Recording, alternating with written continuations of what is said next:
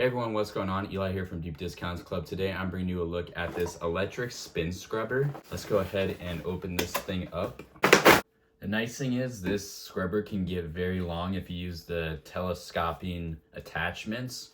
You can also always unscrew certain attachments. This is nice for like reaching ceilings, reaching like hard to reach places. This clicks into place. You simply push the button and twist to undo. And then you can close that up if you just want to use this as a handheld device. You got the power button right here.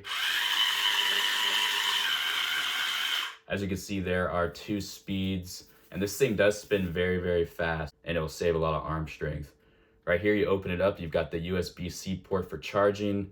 That is nicely sealed off. So if you're using any type of liquid here, it won't get in the port. You got the USB-C cable right here for charging. It has this hexagon design right here, and you can clip it in to this bigger brush if you want.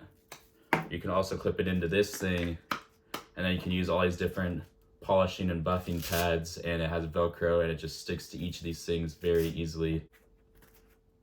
4 different pads to choose from there. You've also got this carrying bag to put each of the things in. It'll be hard to fit the scrubber in there, but you can put all the attachments in there nice and easily and keep this thing stored in an organized fashion.